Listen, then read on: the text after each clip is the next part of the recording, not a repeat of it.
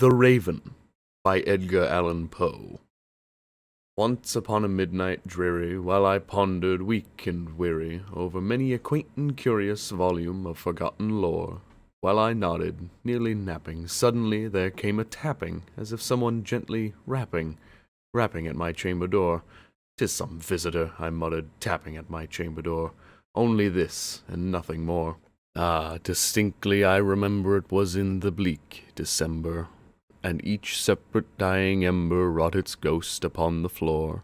Eagerly I wished the morrow, vainly I had sought to borrow from my books surcease of sorrow, sorrow for the lost Lenore, for the rare and radiant maiden whom the angels name Lenore, nameless here forevermore. And the silken, sad, uncertain rustling of each purple curtain thrilled me, filled me with fantastic terrors never felt before, so that now, to still the beating of my heart, I stood repeating, "'Tis some visitor entreating entrance at my chamber door, some late visitor entreating entrance at my chamber door. This it is, and nothing more." Presently my soul grew stronger, hesitating then no longer. "Sir," said I, "or madam, truly your forgiveness I implore, but the fact is I was napping, and so gently you came rapping, and so faintly you came tapping at my chamber door, that scarce was sure I heard you. Here I opened wide the door. Darkness there, and nothing more. Deep into that darkness peering, long I stood there, wondering, fearing, doubting, dreaming dreams no mortal ever dared to dream before. But the silence was unbroken, and the stillness gave no token, and the only word there spoken was the whispered word, "Lenore?" This I whispered, and an echo murmured back the word, "Lenore." Merely this, and nothing more. Back into the chamber turning, all my soul within me burning, soon again I heard a tapping somewhat louder than before. "Surely," said I, "surely that is something at my window lattice. Let me see then what thereat is, and this mystery explore. Let my heart be still a moment, and this mystery explore. 'Tis the wind, and nothing more." Open here I flung the shutter, when with many a flirt and flutter in there stepped a stately raven of the saintly days of yore. Not the least obeisance made he, not a minute stopped or stayed he, but with mien of lord or lady, perched above my chamber door, perched upon a bust of Pallas just above my chamber door, perched and sat, and nothing more. Then this ebony bird beguiling my sad fancy into smiling, by the grave and stern decorum of the countenance it wore. "Though thy crest be shorn and shaven, thou," I said, "art sure no craven, ghastly grim and ancient raven, wandering from the nightly shore. Tell me what thy lordly name is on the night's Plutonian shore." Quoth the raven, "Nevermore." Much I marvelled this ungainly fowl to hear discourse so plainly, though its answer little meaning, little relevancy bore, for we cannot help agreeing that no living human being ever yet was blessed with seeing bird above his chamber door, bird or beast upon the sculpted bust above his chamber door, with such name as Nevermore. But the raven, sitting lonely on the placid bust, spoke only that one word, as if his soul in that one word he did outpour. Nothing farther than he uttered, not a feather than he fluttered, till I scarcely more than muttered, "Other friends have flown before, on the morrow he will leave me, as my hopes have flown before." Then the bird said, "Nevermore."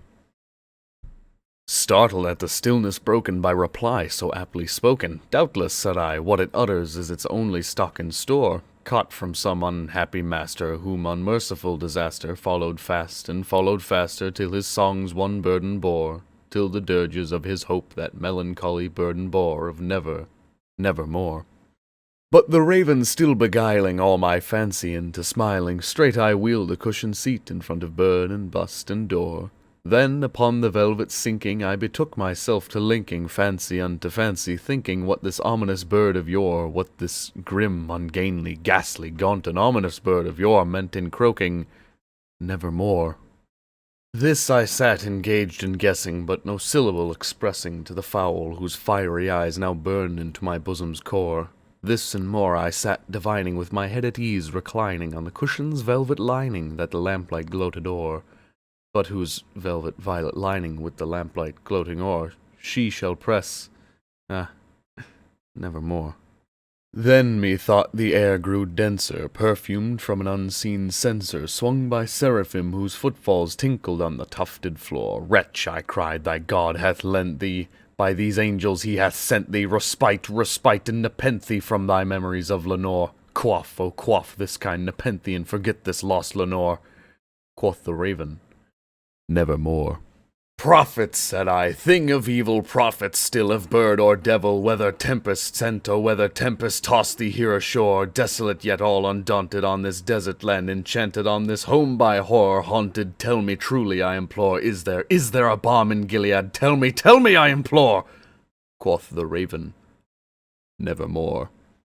Prophet, said I, thing of evil, prophet still, if bird or devil, by that heaven that bends above us, by that God we both adore, tell this soul with sorrow laden, if within the distant Aiden it shall clasp a sainted maiden whom the angels name Lenore, clasp a rare and radiant maiden whom the angels name Lenore. Quoth the raven, nevermore. Be that word our sign of parting, bird or fiend, I shrieked up starting, get thee back into the tempest and the night's Plutonian shore. Leave no black plume as a token of that lie thy soul hath spoken. Leave my loneliness unbroken. Quit the bust above my door. Take thy beak from out my heart, and take thy form from off my door. Quoth the raven, nevermore. And the raven, never flitting, still is sitting on the pallid bust of Pallas just above my chamber door. In his eyes have all the seemings of a demon's that is dreaming, and the lamplight o'er him streaming throws his shadow on the floor. And my soul from out that shadow that lies floating on the floor shall be lifted nevermore.